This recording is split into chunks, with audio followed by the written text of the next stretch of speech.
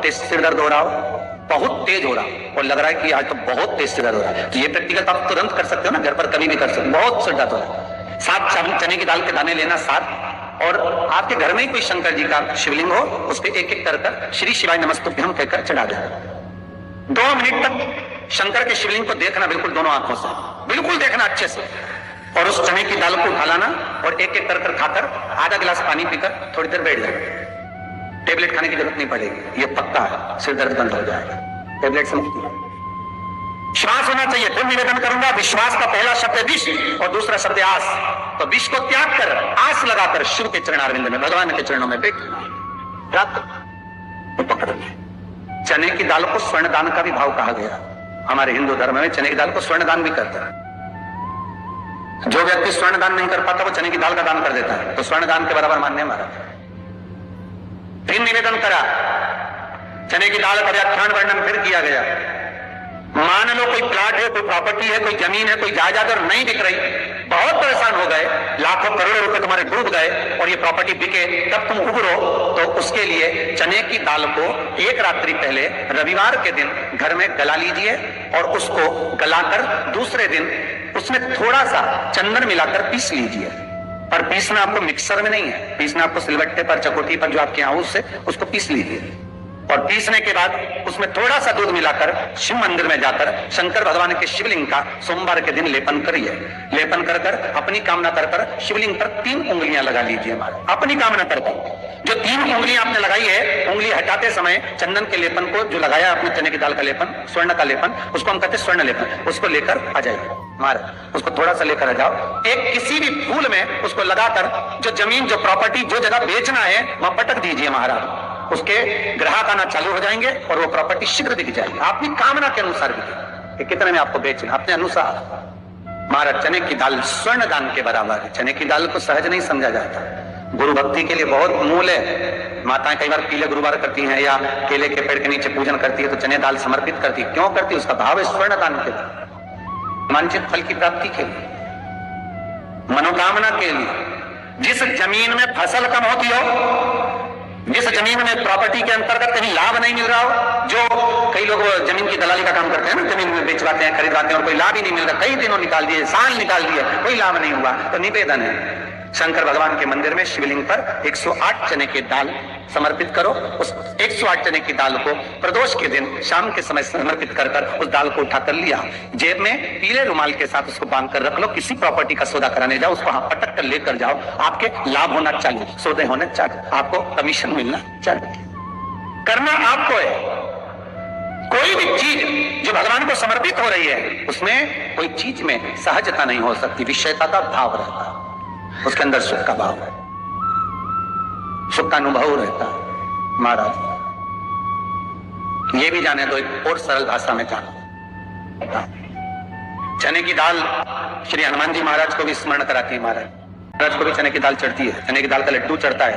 हनुमान जी महाराज और राम जी महाराज, शंकर जी, गुरुदेव बृहस्पति जी, जब आपके दिल को बहुत दुख, हृदय रोए, मन कर रहा है कि आज सबने धोखा दे दिया, बहुत तकलीफ दे दी, दिल टूट गया, मन टूट गया, बहुत हताश हो गए, बहुत परेशान हो गए, और आज मन रो रहा है, कुछ मत करो, एक काम करो, बस केवल एक काम, आंवला हो, बड़ हो, पीपल हो, कोई भी एक वृक्ष के नीचे बैठकर एक पत्थर रखकर सामने छोटा सा, उस पर जल चढ़ाकर एक घी का दिया सामने लगा दो और थोड़ी देर बैठकर भगवान शंकर का स्मरण कर लो।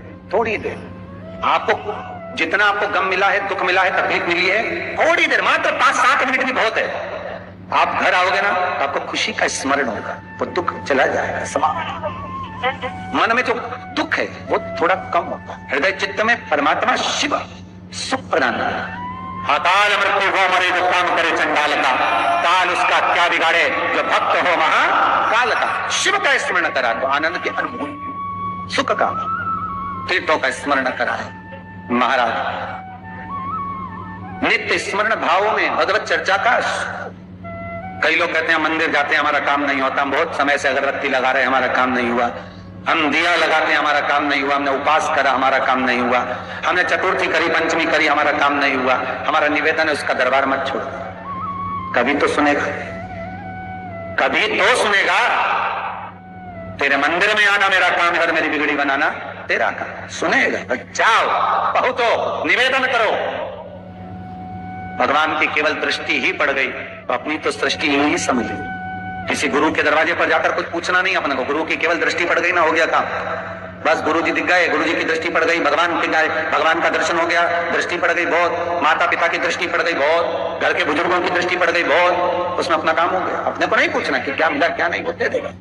शिव महापुराण बहुत सुंदर व्याख्यान कर रही है। एक निवेदन है आपको, फिर कहूंगा, जिसके घर में शांति ही ना रहती हो, सुख ही नहीं है, क्लेश 24 घंटे बना हुआ है, घर में ना कोई बात ना कोई प्रसंग, उसके बाद भी सबका मुंह फूला हुआ है, उसके बाद भी सबका चेहरा उतरा हुआ है। जिस घर में सुख और शांति ये दोनों चीजें नहीं है, लाल वस्त्र में लाल फूल रखकर उसमें थोड़ा धना, धना जानते हो, खड़ा धना आता है, धना पाउडर नहीं, धना, हरा धना, और 5 गोल सुपारी, जो गोल सुपारी होती है पूजन वाली सुपारी, 5 पूजन वाली सुपारी, 5 बेलपत्र इस लाल वस्त्र में रखकर घर के मध्य भाग में पूरे घर का केंद्र बिंदु मिला लो, पूरे घर का नाभि कोण मिला लो, पूरे घर का नाभि स्थल, मध्य स्थल मिलाकर वहां पटे पर रखकर कोको चावल से पूजन कर कर उस पर 3 बार पानी को फेर कर